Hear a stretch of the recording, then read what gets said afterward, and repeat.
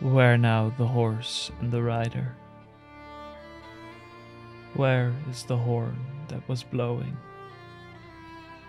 Where is the helm and the hauberk and the bright hair flowing?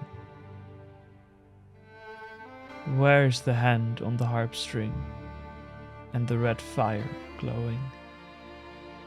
Where is the spring and the harvest and the tall corn growing?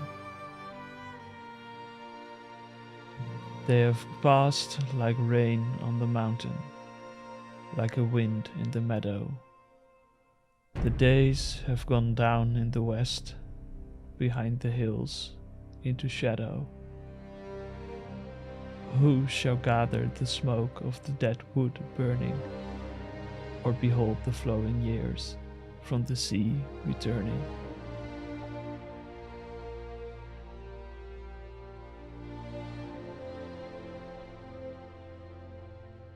The Lord of the Rings Online, or LOTRO, is an MMORPG released in 2007, and it remains, in my humble opinion, one of the best adaptations of Tolkien's world.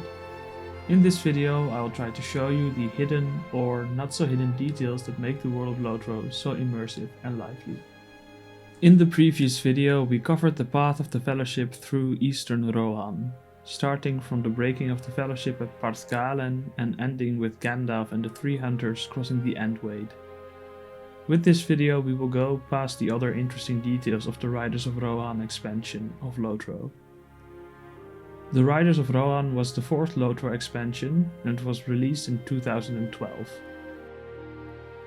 It added the playable area of East Rohan, which is divided into the Wold, the East Wall, the Norcrofts, the Sudcrofts, the Entwash Vale, the Eves of Fangorn, and Wildermore. Wildermore was actually added in an update in 2013 in between the Riders of Rohan and the Helm's Deep expansions, but I have decided to include it in this video on East Rohan. While questing in this region, you often follow a chronological order of quests in the settlement, which you have to fully complete before you get a vector quest to the next area. This is more prevalent here than in any of the previous regions of LOTRO. These quest lines often have an overarching story that you are progressing through. Discussing all of them is beyond the scope of this video, but there are some really nice and sometimes quite brutal quest chains here. Burned villages and farms, murdered soldiers, and treacherous agents of Saruman all come into play. Perhaps I will cover these in a future video someday, but for now please enjoy all the book related details I managed to find.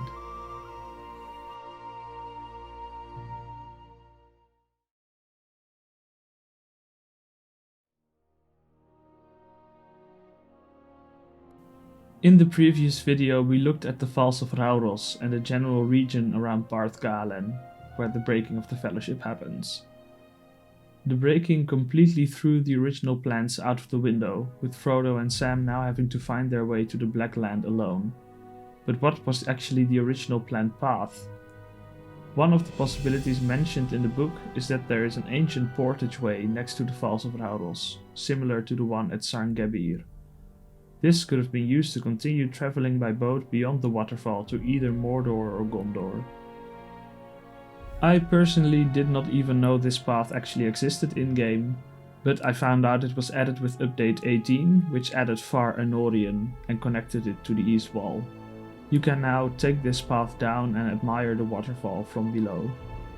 Another funny thing to note is that a quest asks you to inspect the unclimbable Tint Rock for any signs of enemy activity, and you find the corpse of an orc who tried to scale the island. It looks like the island is as unconquerable as it was said to be.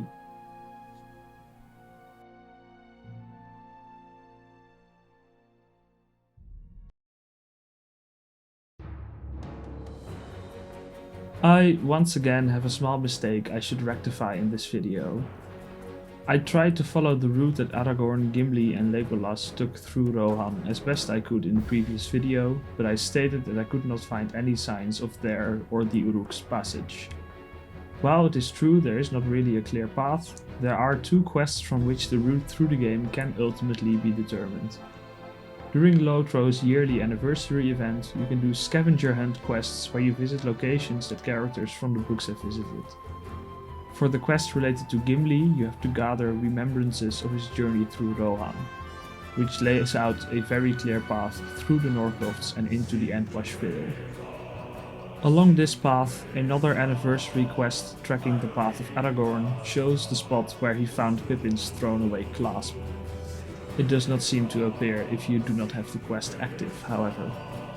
A bit further in the Entwash Vale, in honestly a pretty nondescript location, is a landmark called the Passage of the Three Hunters. This seems to be at least one spot that Aragorn, Gimli and Legolas have passed by. I guess I'll have to try a bit harder next time to do my research correctly.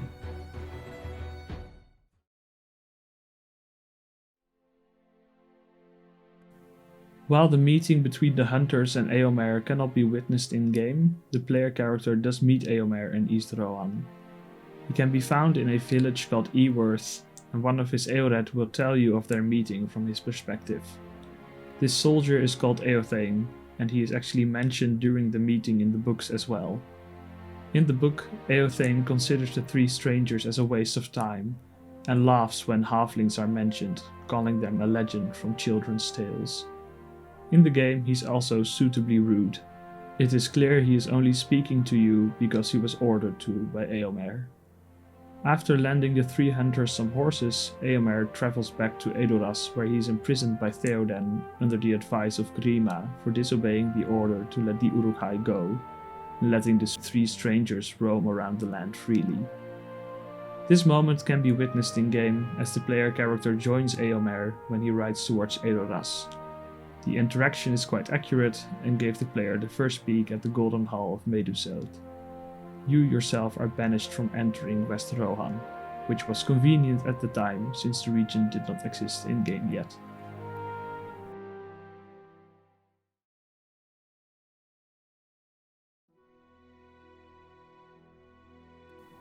Back with the three hunters at the edge of Fangorn Forest, during their first night on the edge of the forest, their horses are scared by a mysterious old man standing next to their camp. He soon disappears, and Éomer himself had said the previous afternoon that Saruman walks through the land disguised as a mysterious wanderer. Saruman can actually be found in-game in several places in East Rohan. In the Setcrofts, he is standing near the Entwash, where he thanks you for killing some orcs near him and assures you they will not bother him on his way home. You can find him again in Fangorn Forest, where he tries to convince you that Éomer is a danger to Rohan. Finally, he appears again in Wildermore, but I will give you more information on that later in the video. While he looks convincingly like Gandalf the Grey, I'm pretty sure it's actually the same model that they use. His staff betrays his true identity in this case.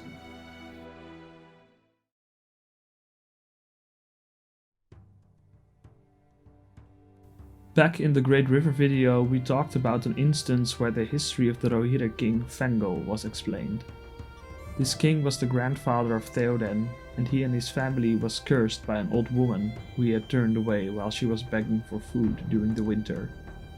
She carved a curse on a stone, after which she died, and no amount of force could remove her frozen body from its position. Before you leave with Éomer towards Edoras, he visits this stone with you.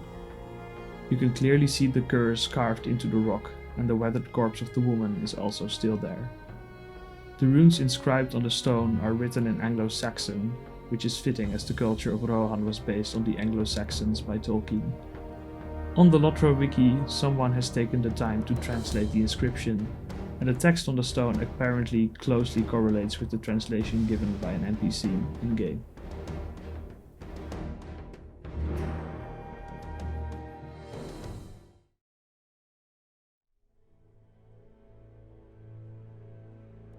The kingdom of Rohan was founded by Éorl the Young, who was granted the land by the Gondorian steward Cirion after the Battle of the Celebrant. Éorl ruled the kingdom for the next 35 years and eventually fell in a battle against the Easterlings.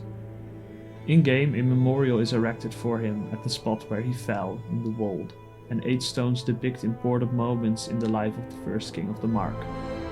They depict the taming of his horse Feralov, the first of the Mearas, his summoning by Kirion through the message of a red arrow, him leading his army past the great river to the south, his triumph over the Easterlings at the Battle of Gellebrand, the meeting with Kirion at Halifirien, where he is granted the land of Kalinarthon, Éorl as a king on a throne, presumably in Altburg, as the Golden Hall was not yet built at Edoras, Éorl and his son and heir Brego, and his death, struck by arrows from Easterlings.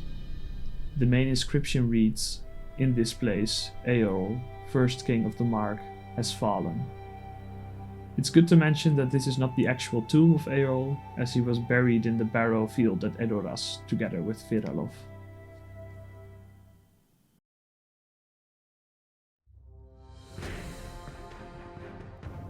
A smaller detail is related to one of the men who joins Theodred in his company at the Ford of the Isen. The player character arrives in Rohan shortly after witnessing Theodred's death, and while you travel through Rohan, the remains of Theodred's company are still on the road. When you arrive at the town of Valdham, you learn that Thane is the son of Elfhelm, who was summoned to join Theodred's company after the death of Eomund, Éomer's father. It is a neat little detail that this Thane's position is explained as him taking over from his father, who in the books is specifically mentioned as one of Theodred's riders. Another interesting detail is that the place where Eomund fell is also marked in the world, with a small memorial to the father of Éomer and Éowyn.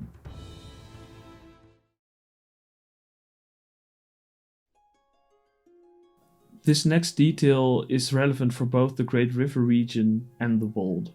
Easterling enemies can be found in both places, and in both these maps sorcerers among these Easterlings carry items specifically referencing the color blue.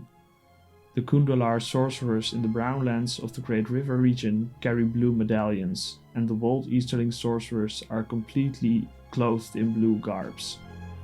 While this cannot be directly confirmed, I think it's highly likely this is a reference to the two blue wizards Alatar and Palando.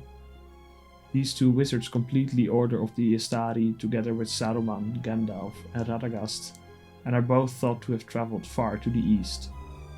Not much else is known about them, but it is interesting that a group of enemies specifically from this same region carry blue robes when they are sorcerers. Who knows what influence these two wizards could have in the east.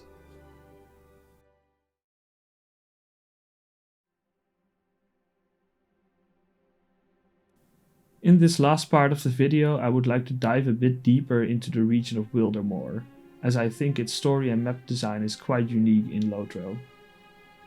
As I mentioned before, Wildermore was added in 2013 to bridge the content gap between the development of the Riders of Rohan and Helm's Deep expansions. In sharp contrast to the other areas of the Eastfold, Wildermore is a frozen land terrorized by an unnatural winter. The quests in this area are structured in such a way that all the quests in the region have to be completed in a linear manner. The story revolves around a huge, seemingly invincible ice giant called Nursum, who you witness tearing down villages and killing many of the region's greatest warriors. You follow the path of ruin through all the villages in Wildermore, as you help refugees survive the cold, stop the orcs plundering, and investigate the damage the giant is doing to the local outskirts of Fangorn Forest, where you learn about the giant's origins. In 3 important session instances, you learn what has happened to the region. In the first, Saruman returns as he visits a local villager and extracts information from him about the region and its leaders. As a gift, he places a piece of icy stone in the man's home, and immediately a winter cold sets in. Next, you learn from the ants of the frozen forest that the humans long ago ousted a stone giant from their realm, who fled into the forest with its wounds. The place you learn this is actually called the Anting Hollow, which potentially means that ant children were raised in this area, a pretty cool reference. In the next session instance, you learn Saruman has fused an old Huorn to the giant to help him recover from the wounds he got from the humans while he was being driven away. He also gave the giant a stone, which created a chilling cold whenever the giant went. With this, the giant was instructed to make his home in Wildermore and kill all the warriors and leaders of the region. Ultimately, you kill the giant by sounding a horn, the same one used long ago by men to drive the giant off, because back then it greatly scared the Huorns in the forest. This includes the Huorn fused to the ice giant. As you entangle him from his support, a screen text reveals a bombshell piece of information. The stone fused to Nurzum's back is a remnant of the Thangoro Dream, an old fortress of Morgoth during the First Age of Middle-earth. First Age references are always very special, and this stone was once a part of a hugely important location in the First Age. It almost makes me wish you could examine this stone further. It is an incredibly old and interesting artifact.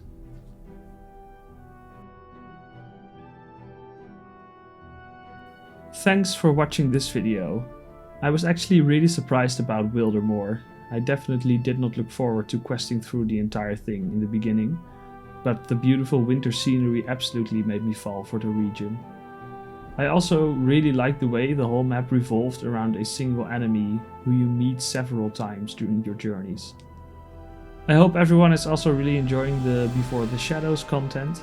I livestreamed the first few hours I spent in the expansion, which you can view on the YouTube channel under the live tab if you are interested. I hope you are not yet sick of Rohan though, as we will now turn our eyes to the West Emnet, where many great deeds will be done. Lastly, I would like to thank everyone for getting me beyond the 500 subscribers, which unlocked the use of the community tab. Liking the videos really goes a long way in helping the videos get seen in the algorithm, so don't forget to turn that button on every now and again. I cannot overstate how much I enjoy seeing my audience grow, and I hope the 1000 mark comes around soon. See you guys in the next video.